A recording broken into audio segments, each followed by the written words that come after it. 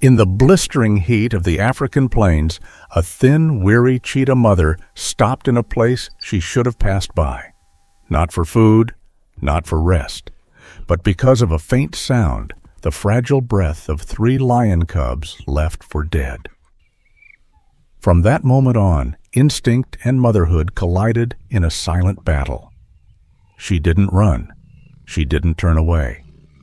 And when the lioness finally returned, what happened next left even the savannah holding its breath.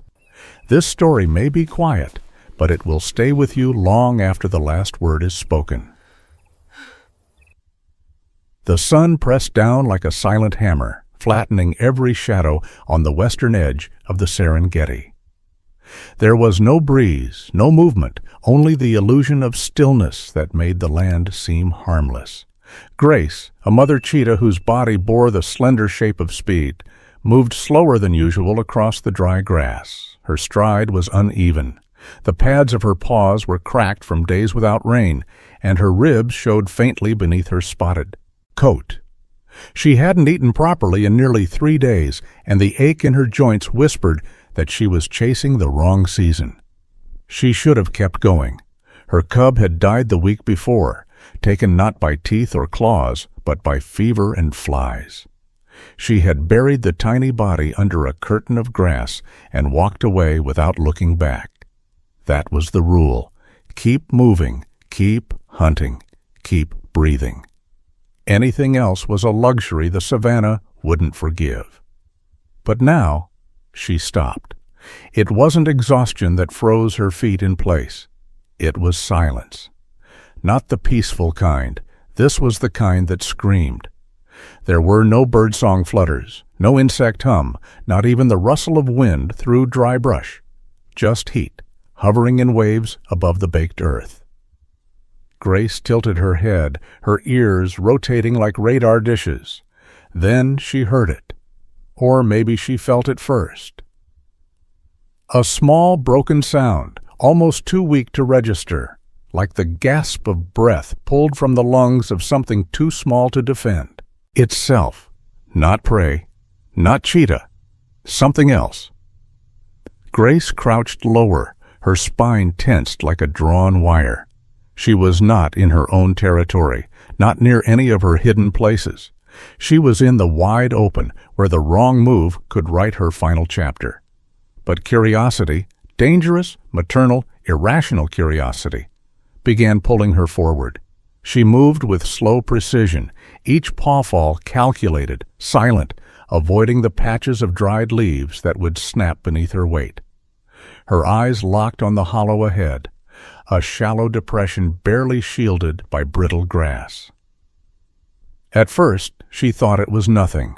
A burned-out nest, a patch of sunken soil, then a tail twitched.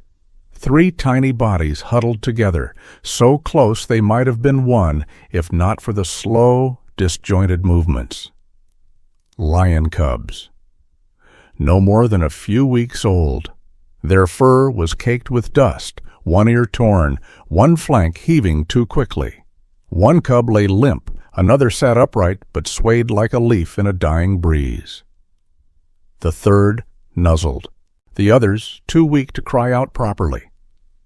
Grace stopped dead in her tracks. Every part of her knew what this meant. Lion cubs alone in the open meant one of 2 things. Either the lioness was nearby and would return soon, or she wasn't coming back at all. Either way, it wasn't her problem. She had lost her own cub. She still had wounds that hadn't healed. And lions were no friend to cheetahs. If a lioness found her here, even near her cubs, there would be no questions asked. Grace would die before she could blink. She should have left, but she didn't. Instead, she stood there, breathing shallowly, watching them. The cubs didn't react like prey. They didn't flinch or shrink away. They didn't try to hide. They just trembled, hot, thirsty, exhausted. One tried to lift its head and failed. Another's eyelids drooped. The third made a soft, high-pitched sound and curled tighter around the others. Grace took one step closer, then another.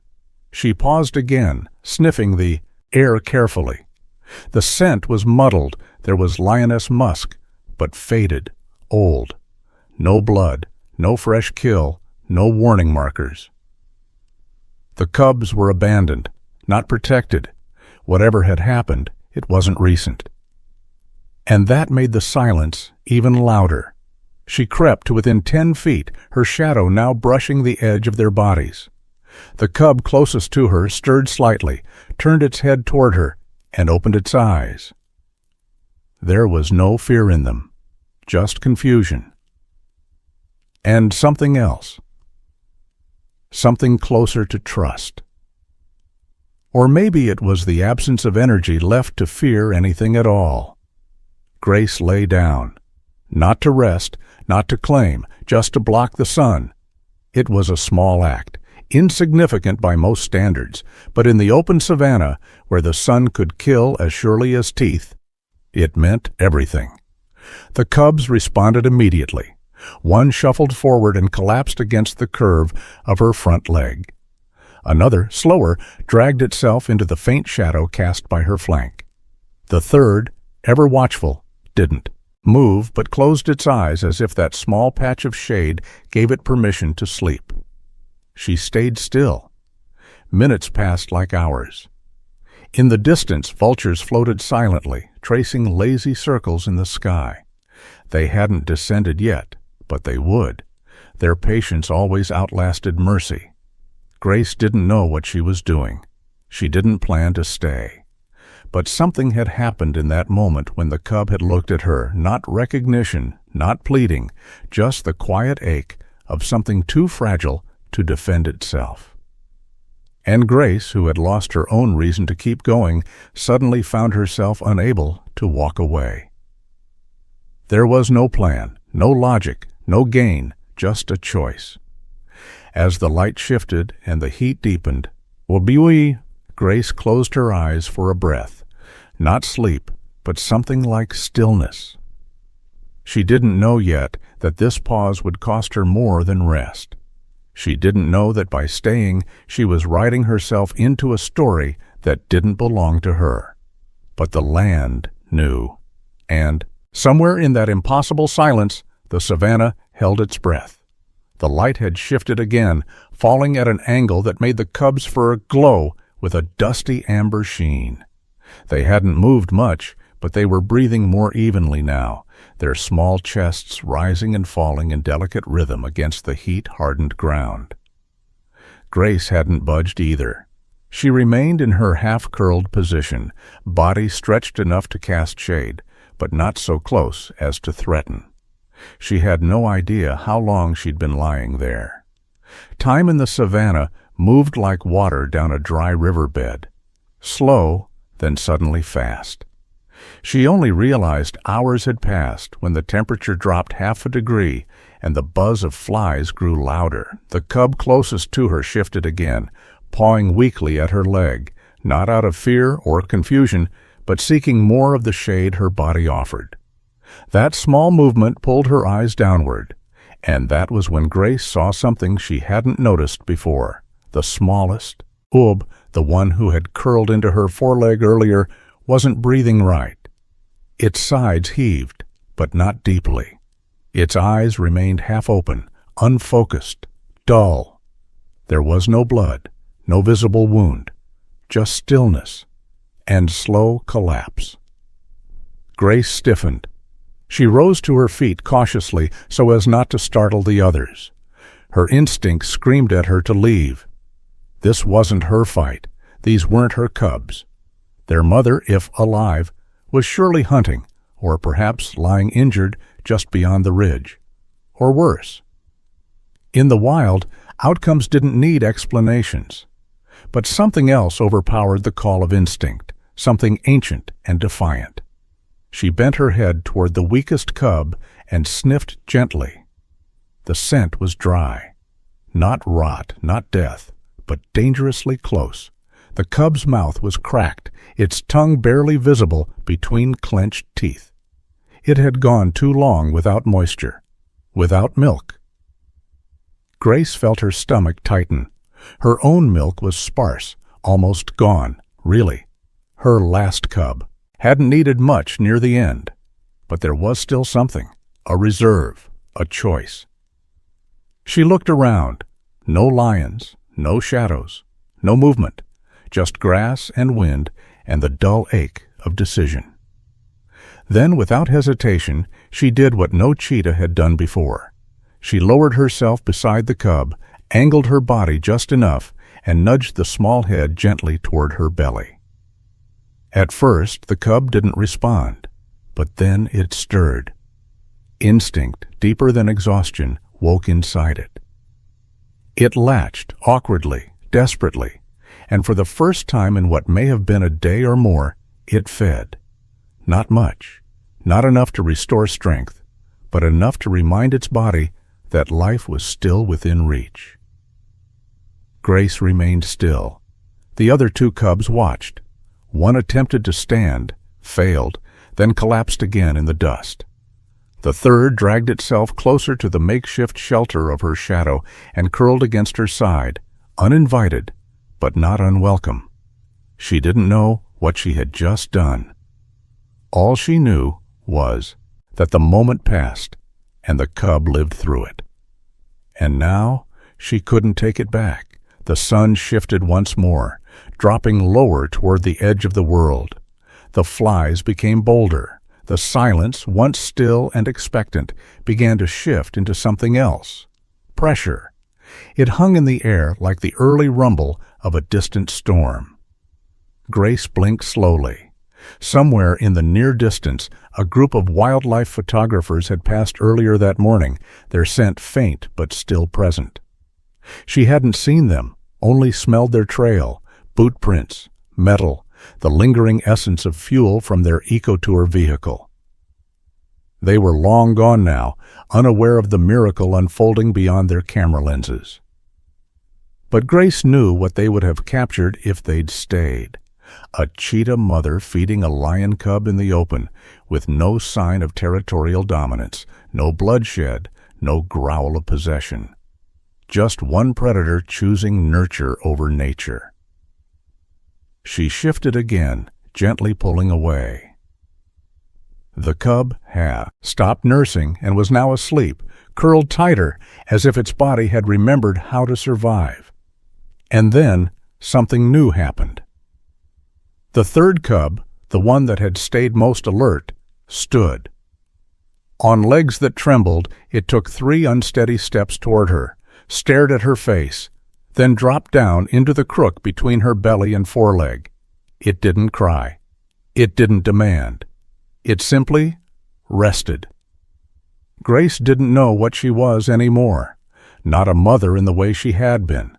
Not a predator in the way the world expected her to remain. She was something else now, something the savannah had no word for. In the sky above, a vulture drone, one of the new unmanned conservation surveillance tools used by researchers to track endangered species, buzzed quietly across the cloudless blue, completely unaware of the story taking place just feet below. It captured heat signatures, monitored movements, looked for patterns. But it couldn't see what truly mattered, the moment where instinct stepped aside and care took its place. Grace flicked her tail, brushing dust from her flank. She remained where she was as the last rays of sun folded across the grass. She had made a choice, not just once, but now twice, to stay, to share, to wait. And the land was watching. It always did, but this time it didn't judge. It listened. The sun no longer stood straight overhead. It leaned west, heavy and unblinking, stretching the shadows just enough to make time visible again. Grace felt it in her muscles before she saw it on the ground. The heat had softened slightly, but the danger had not.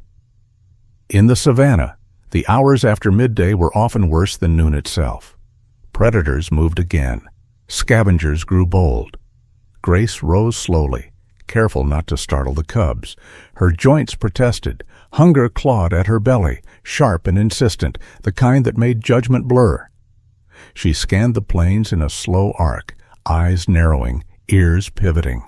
Nothing immediate. No dust plumes. No low silhouettes. Cutting the grass. But absence did not mean safety. It only meant delay. The cubs stirred as her shadow shifted away from them. One lifted its head and cried out, louder now, the sound breaking into the open air like a signal flare. Grace froze. That sound could travel. That sound could invite attention from miles away. She stepped back quickly, lowering herself again, reclaiming the shade with her body. The cub quieted, but the damage was done. The savannah had heard. Grace's breathing slowed, but her heart did not. It thudded against her chest, each beat a reminder that she had crossed into a place where instinct no longer offered clear guidance. Staying meant exposure, leaving meant abandonment. Either path carried cost, and time, relentless and impartial, kept pressing forward. In the distance, a pair of jackals appeared along a low ridge. They did not approach, not yet. They sat watching, heads tilted, waiting for weakness to announce itself. Jackals were opportunists. They understood patience better than most. Grace locked eyes with them and held their gaze. After a long moment, they turned away, slipping back into the grass. For now. She turned her attention back to the cubs. The smallest one slept deeply, chest rising more steadily than before. The others shifted closer together, instinctively pressing into warmth. Grace noticed how thin they were, how their bellies barely curved, how their movements lacked the restless strength of young lions. These cubs had been without protection for too long. She thought of her own cub again, the way its breathing had slowed near the end, the way the world had not paused for her grief. In the wild, loss was private. Survival was mandatory. A low buzzing sound passed overhead. Grace looked up briefly, tracking the distant speck of a conservation monitoring aircraft, one of the silent tools humans now use to map animal movement and protect wildlife habitats from encroachment. It passed without slowing, blind to the fragile moment below. Technology could record patterns, predict migrations, even help prevent poaching. But it could not register a decision being made in real time under open sky with no safety net. Grace shifted her weight again. Her legs trembled, not from fear, but from fatigue. She had not hunted. She had not rested. She had chosen stillness in a world that punished hesitation. The cub closest to her opened its eyes and watched her, unblinking. There was no recognition there, no understanding, only dependence. That was when Grace understood the truth she had been circling since she first lay down. This was no longer a pause. This was a commitment. She could not stay forever. Night would bring new threats. Hyenas would roam. Lions would move. But for now, in this narrow slice of time, her presence meant the difference between life and silence. The cubs were alive because she was here, and if she left too soon, the savannah would reclaim them without ceremony.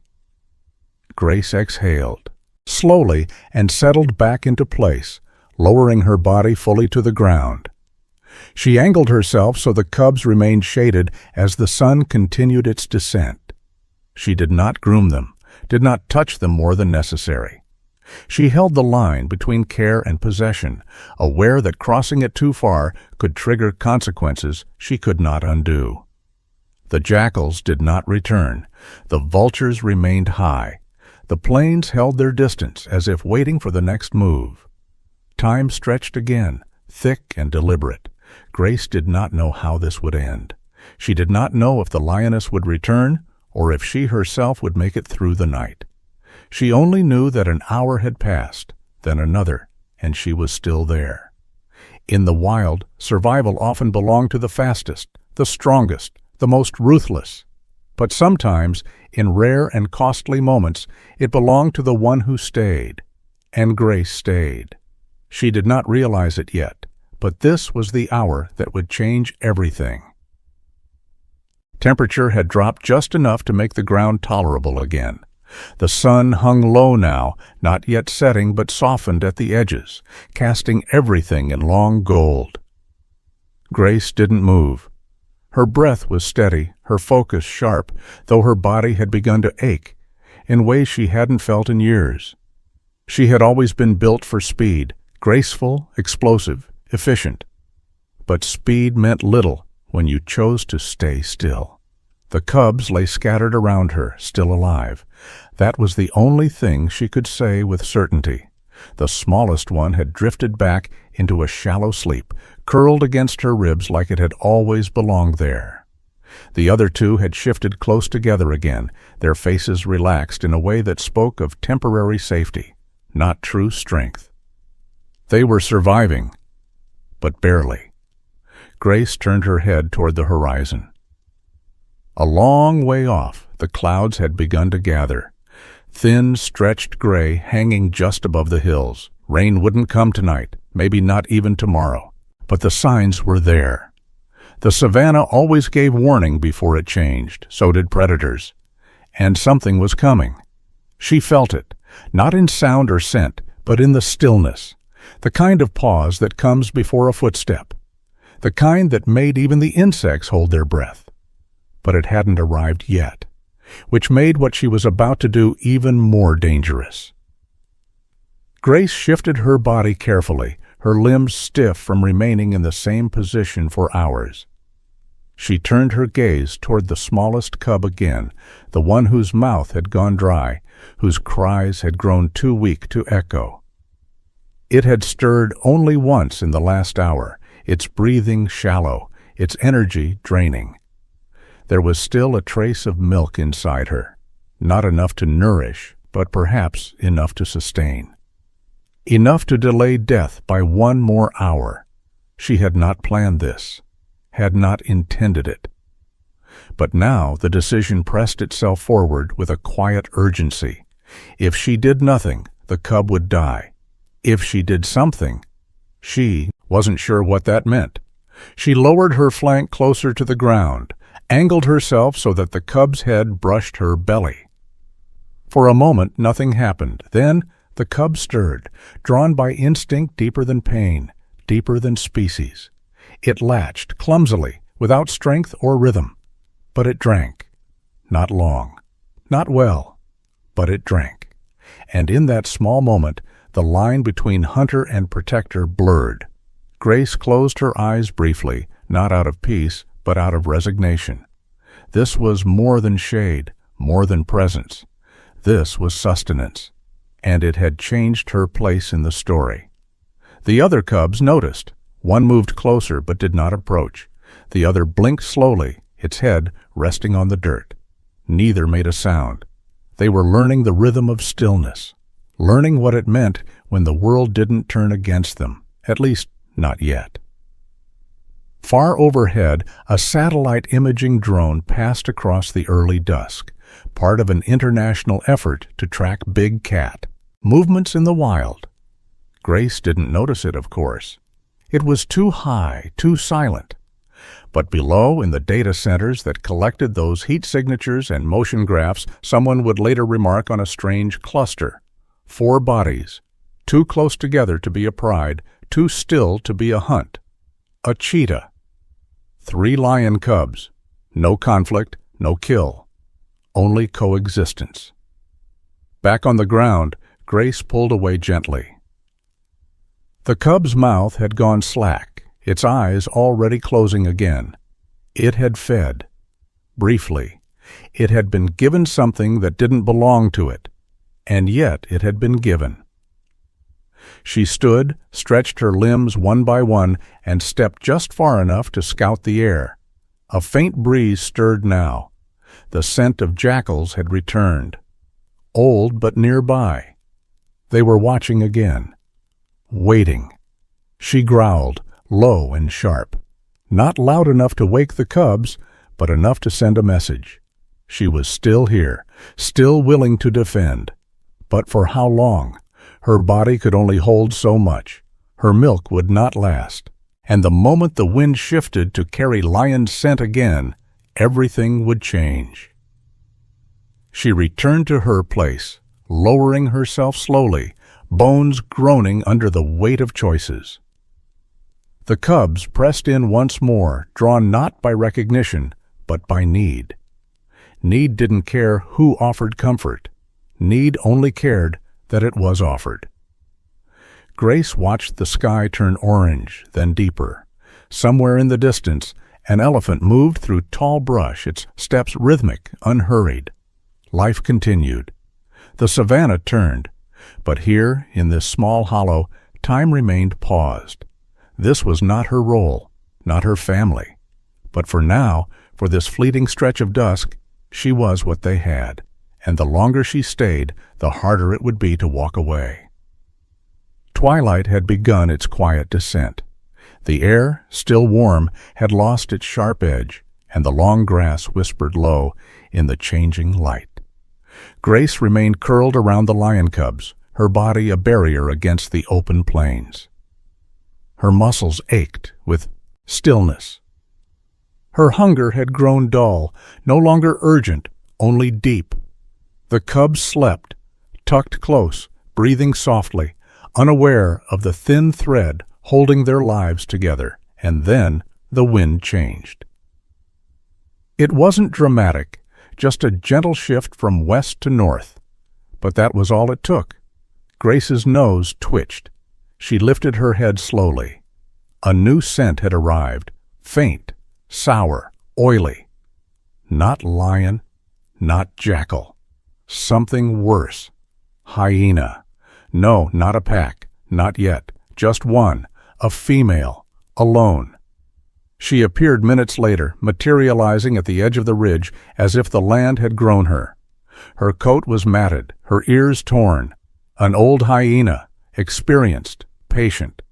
She didn't charge, she didn't snarl, she only watched. Grace stood.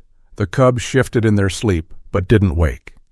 Grace stepped forward, positioning herself between them and the hyena, tail stiff, head low. Her breath came faster now, not from fear, but from anticipation. She knew what this was, a test. One predator measuring, another. Not a hunt, not yet. Just a question. How badly are you willing to defend what isn't yours?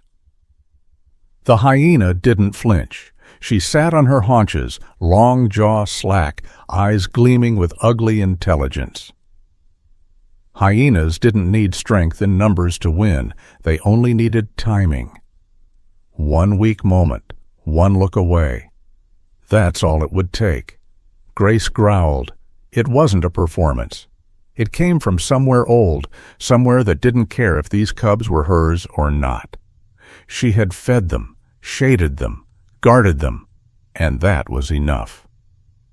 The hyena stayed still. Then, slowly, she began circling, never getting close, just outside the invisible line. Testing, watching, smelling the wind. Grace matched every movement, keeping the cubs behind her. Her tail lashed, her ears flattened, her body tensed, ready to spring. But this wouldn't be a chase. This would be a fight. And she would lose. That was the truth, sharp and cold. Cheetahs didn't fight well. They were built to run, not to stand. Their ground. One bite from the hyena could cripple her. And if that happened, if she fell, there would be nothing left to protect the cubs. Still, she did not retreat. The hyena paused, lifting her nose to the wind again. Grace didn't move. Her eyes locked forward, muscles vibrating under skin. Every part of her screamed for flight. But she stood. One heartbeat. Then two. And then, without warning, the hyena barked once, harsh and mocking, and turned away. She didn't retreat because of fear. She left because she couldn't find an opening. Not yet. Grace waited until the shape had vanished down the far slope. Only then did she exhale. She turned, checking the cubs. All three still slept. One twitched its paw, one sighed. The smallest one had curled so tightly against her scent she could feel its pulse through her ribs. That was when she noticed it. Her right foreleg torn. Not badly, not deep. But during the standoff, she'd stepped on a rock edge, or maybe a thorn. She hadn't felt it in the moment, but now blood marked her paw, soaking into the grass in a faint halo. She lowered herself carefully, licking at the wound. It stung. It would slow her. Maybe only a little. Maybe enough. And that's when another sound came.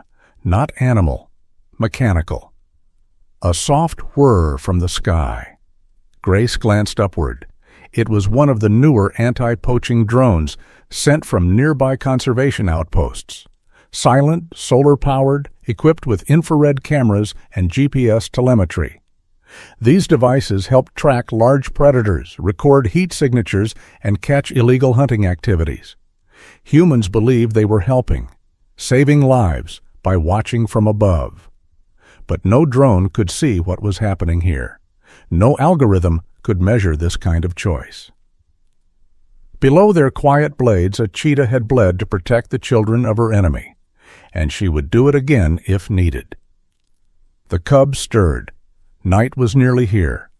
Darkness brought cold, and with cold came fresh dangers. Hyenas hunted, more confidently in packs after sunset. Lions moved with purpose. The world became sharper, less forgiving. Grace could no longer afford the luxury of stillness. She rose again, wincing as weight met injury. She limped 3 paces, scouting the horizon. No shadows, no silhouettes. For now. She returned and lay back down. Not out of strength, but out of purpose. She would hold the line as long as she could, even if it cost her the only thing she had left, speed. Night did not fall quickly on the savannah. It drifted in slowly, like fog on a pond, cooling the air one layer at a time. The heat bled from the soil. Insects resumed their buzz. Distant whoops from hyenas echoed across the plain, bouncing between the thorn trees and the open ridges. Somewhere, far from Grace and the 3 lion cubs, a herd of wildebeest stirred in unease. But closer, much closer, something else stirred. Grace lifted her head. Her ears flicked forward, then flattened. It wasn't sound that woke her. It wasn't movement. It was scent. Heavy, powerful, ancient. Lion. She stood slowly, testing her injured paw. The wound from earlier had scabbed over, but pain licked at her tendons with every step. Still, she moved. She circled once, placing her body between the cubs and the open savannah. Her breathing deepened. Her tail stiffened. The cubs remained asleep, though one, the oldest, stirred slightly, as if sensing something familiar in the wind. The scent grew stronger. It wasn't just any lion. It was her, the lioness, the mother. Grace scanned the horizon. There, a shadow against the edge of the last light. A shape, muscles coiled beneath golden fur, scars along the shoulder, eyes locked forward. Ruth. Grace knew it was her, not because they'd ever met, but because the scent coming off that lioness burned with something deeper than rage. It was return. Ruth moved with purpose, not fast, not aggressive, just straight. Her breath stirred the dust before her pause. She paused once to lift her head and sniff, and in that moment the air changed. The savannah itself seemed to contract. This was no longer a story of orphans. This was now a story of claim. Grace didn't move. She couldn't. If she ran, the lioness might chase her. Not out of hunger, but out of instinct. If she stayed, the confrontation would happen face to face. And cheetahs don't win face to face. But Grace didn't step back. She lowered her body slightly, not in submission, not in defiance, but in readiness. Her tail dragged lightly behind her. Her injured leg throbbed, and the cubs began to wake. The smallest one blinked slowly, eyes glassy in the dim light. The second rolled over, stretching. But it was the oldest who rose first. It didn't look at Grace. It looked beyond her, toward the approaching figure, and it cried. A sharp, high-pitched sound. Not fear, not pain. Something primal. Something remembered. Ruth stopped. She was 50 feet away now, eyes fixed on the scene before her. She saw everything. The cubs, the cheetah, the wound, the stillness. Everything.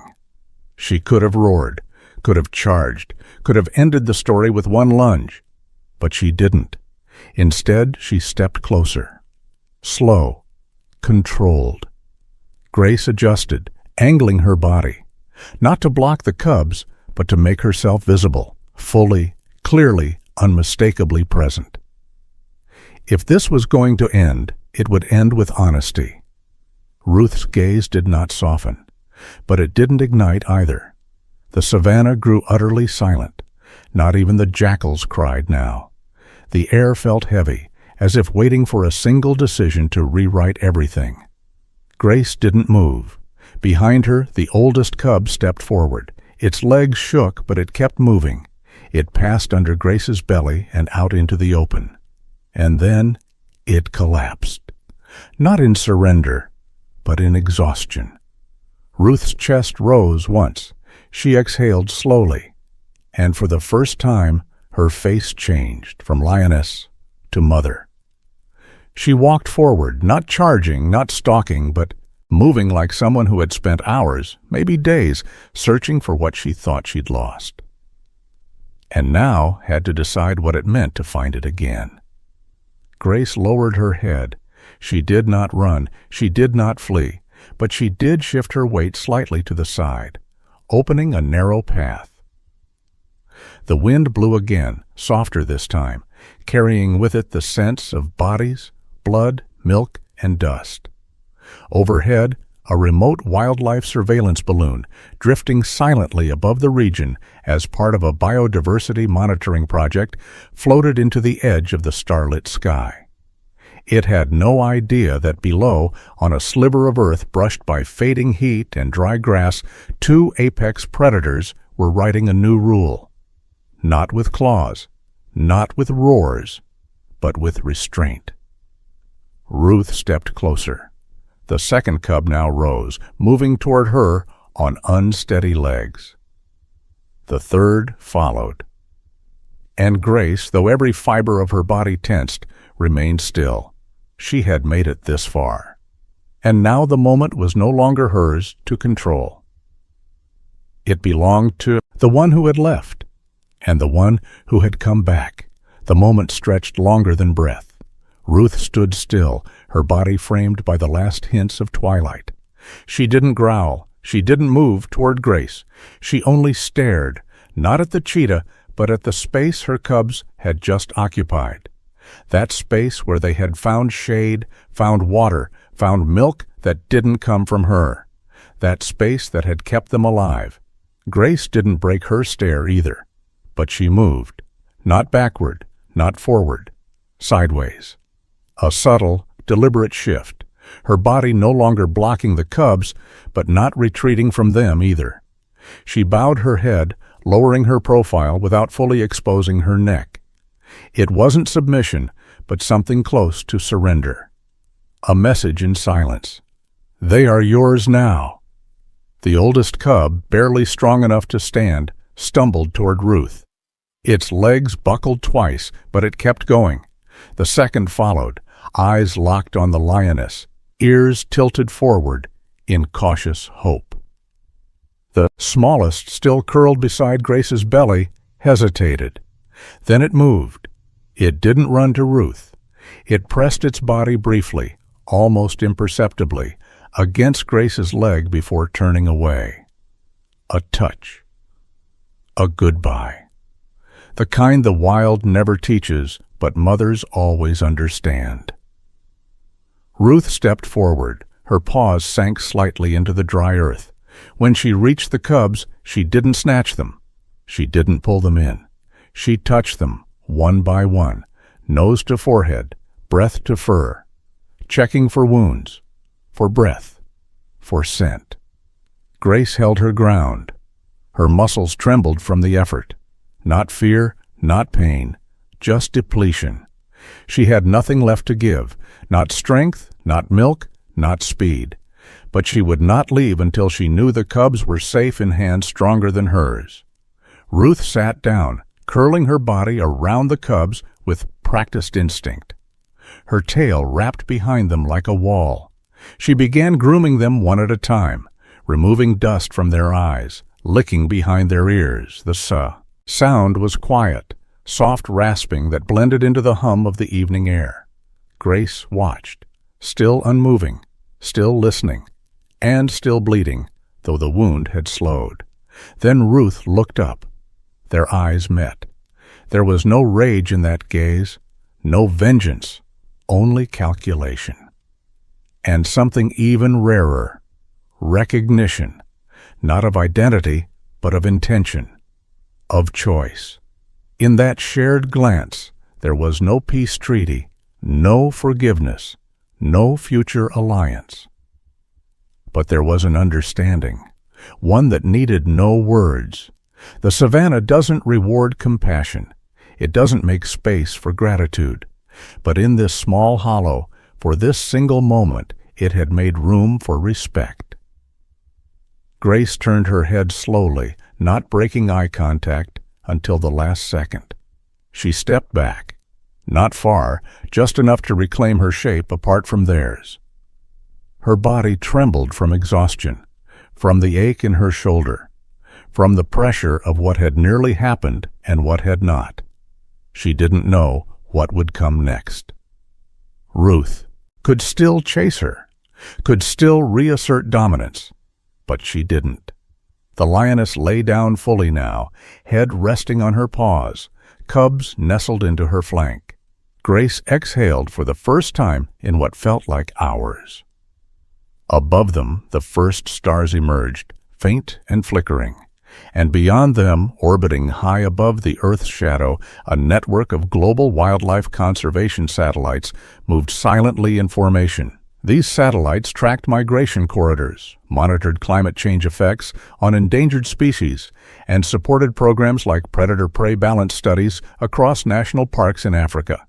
They mapped the land, but they could not map what had happened here. Because this wasn't about survival by instinct. It was about survival by restraint. Grace stepped backward once more. The cubs didn't look back. They were safe now. They had a mother again, and Grace was no longer part of that story. She turned. The wound on her leg opened slightly with the motion. She limped. Just a little, enough to remind her that every decision carries weight. The grass parted ahead. She walked into it, not with speed, not with grace, but with something far harder to hold on to. Dignity. By morning, the hollow was empty. The wind had returned, soft and clean, sweeping gently across the grass like a hand smoothing out old wrinkles. There were no tracks left in the dirt, only faint indentations where bodies had rested through the long night. 3 cubs curled into their mother, one cheetah lying alone just a few yards away. The scent of fear had faded. The tension had dissolved, but the memory still hung in the soil like heat after rain. Grace stood on a low rise overlooking the plains. She didn't look like a cheetah anymore, not in the way the world expected. Her shoulders were hunched, her gait uneven. Her wound had closed overnight, but not healed. She carried herself as though every step measured more than distance, each stride an echo of something given that would never return. She had made it through the night.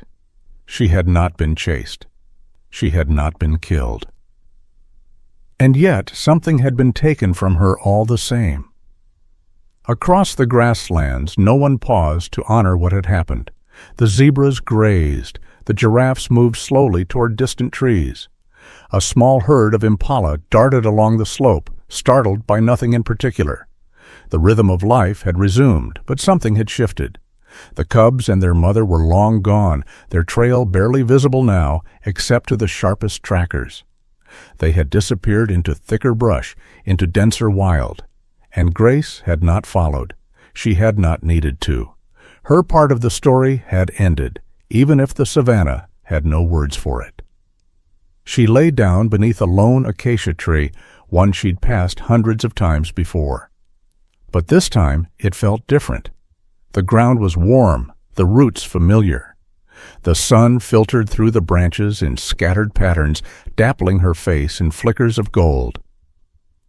She closed her eyes. She did not sleep. She simply rested. For the first time in days, her body allowed it. In the distance, one of the sustainable wildlife research vehicles, run by a local conservation nonprofit, crept along the southern trail. Its electric engine nearly silent, its tires barely leaving prints. Inside, researchers reviewed recent data transmitted from regional satellite collars, movement pings, temperature fluctuations, heart rate variations. One note stood out. A cheetah, moving erratically through lion territory, had remained stationary for nearly 14 hours. Unusual, concerning. But by the time the vehicle arrived 2 days later, the area was empty. The dust had returned, the grass had regrown, the prints had faded. What had happened there didn't exist in charts or field logs. It lived only in the memory of the land. Grace rose again that afternoon. Her limp was more pronounced now. She had lost her edge. She wouldn't chase gazelle the way she used to. Her body would. Demand longer rest, smaller prey. But the cost of what she had done had not broken her. It had simply reshaped her. The next few weeks brought changes she couldn't have foreseen. She returned to hunting, slower now, more deliberate. She no longer sprinted across open ground. She stalked in shadows. She learned patience she never thought she'd need. And yet she survived. She even grew stronger, not in speed, not in muscle, but in something deeper, an understanding of the world's weight. One morning, near a dry stream bed, Grace found tracks. 3 small lion prints, following a larger one. The spacing was awkward, staggered, uneven. One cub had likely tripped. Another had probably paused to sniff a termite mound. The mother's stride had adjusted, long, then short, then long again. She had waited for them. Grace lowered her head to the earth. The scent was old, but not gone. They had passed through, alive. She didn't follow. She didn't need to. They had their story now. And hers, well, hers was different. The savannah doesn't mark moments like humans do. There are no gravestones, no statues, no spoken tales passed from one to another. Only wind, only dust, only the paths worn slightly deeper by those who chose not to take the easiest route. But sometimes those paths intersect in ways no rule book explains. A cheetah protects lion cubs. A lioness chooses not to kill. And for a breathless moment, the wild holds still. Not because of power, not because of fear, but because 2 mothers, each shaped by instinct, each driven by blood, recognized something in one another that mattered more than territory or species or law. They recognized choice, and the savannah remembered. It always does, not with words, but with wind and silence. If this story touched something deep in you, even just a little, go ahead and type 1 in the comments, or just 0 if you stayed silent like the savannah did. No need to say much. Sometimes just being here is enough. And if you're someone who believes that even the wild has room for compassion, We'd love to have you stick around. Subscribe to the channel and come along for the next story. It might surprise you even more than this one. Thanks for watching. We'll see you soon.